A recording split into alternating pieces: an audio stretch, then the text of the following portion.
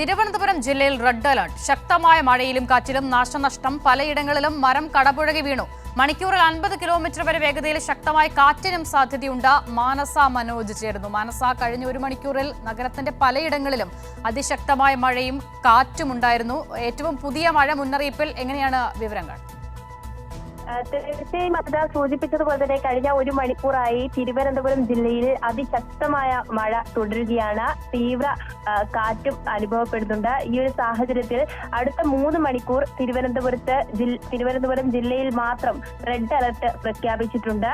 ഒപ്പം തന്നെ ശക്തമായ കാറ്റിനാണ് സാധ്യത. മണിക്കൂറിൽ 50 കിലോമീറ്റർ വരെ വേഗതയിൽ വീശിയേക്കാവുന്ന കാറ്റിനാണ് സാധ്യത എന്ന മുന്നറിയിപ്പും കേന്ദ്ര കാലാവസ്ഥ നിരീക്ഷണ അറിയിക്കുന്നുണ്ട്. ഏതായാലും നിലവിൽ ജില്ലയിൽ വിവിധയിടങ്ങളിലായി ചില നാശനഷ്ടങ്ങൾ റിപ്പോർട്ട് ചെയ്തിട്ടുണ്ട്.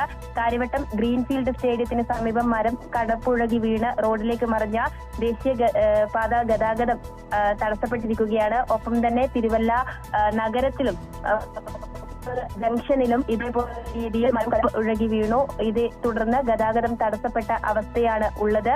പലയിടങ്ങളിലും ഇതേ സമാന സ്ഥിതിയാണ് ഉണ്ടായിരിക്കുന്നത് എന്നതാണ് ലഭിക്കുന്ന വിവരം.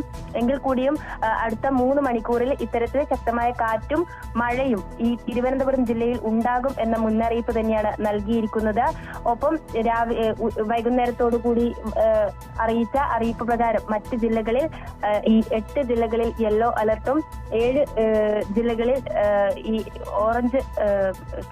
7 ജില്ലകളിൽ ഓറഞ്ച് അലർട്ടും നൽകിയിരിക്കുന്നുണ്ട്. ഈ ഒരു സാഹചര്യത്തിൽ മറ്റ് ജില്ലകളിലും വ്യാപക മഴ ലഭിച്ചേക്കാമെന്ന മുന്നറിയിപ്പ് തന്നെയാണ് നൽകുന്നത്. ഒപ്പം തന്നെ എടുത്തു പറയാനുള്ളത് വിനോദസഞ്ചാര കേന്ദ്രങ്ങളിലേക്കുള്ള യാത്രാ വിലക്ക് ഏർപ്പെടുത്തിയിട്ടുണ്ട് കോഴിക്കോട് ജില്ലയിൽ. അതോടൊപ്പം തന്നെയാണ് ജില്ലാ കൺട്രോൾ റൂമുകൾ പ്രവർത്തന സജ്ജമാണ് എന്ന മുന്നറിയിപ്പ് നൽകിയിട്ടുണ്ട്. അടിയന്തര സാഹചര്യങ്ങൾ ഉണ്ടാവുകയാണെങ്കിൽ ഉടൻ തന്നെ റിപ്പോർട്ട് ചെയ്യണമെന്നും അധികൃതരെ അറിയിക്കണമെന്ന നിർദ്ദേശവും നൽകിയിട്ടുണ്ട്. ഈ സാഹചര്യത്തിൽ ജനങ്ങൾ ദുരന്ത നിവാരണ അതോറിറ്റി അറിയിക്കുന്ന നിർദ്ദേശങ്ങൾ മാനിച്ച് മുന്നോട്ട് പോകണമെന്ന നിർദ്ദേശം തന്നെയാണ് ഈ ദുരന്ത നിവാരണ അതോറിറ്റിയും അറിയിക്കുന്നത്. അസിത. ശരി മാനസ, തിരുവനന്തപുരം ജില്ലയിൽ അതിശക്തമായ കാറ്റും മഴയുമാണ്. അടുത്ത 3 മണിക്കൂറിൽ മഴ തുടരാനും വലിയ കാറ്റ് വീശാനും സാധ്യതയുണ്ട്. മുൻകരുതൽ ജാഗ്രതാ നിർദ്ദേശങ്ങളൊക്കെ പുറപ്പെടുവിക്കുന്നുണ്ട് കാലാവസ്ഥാ വകുപ്പ്.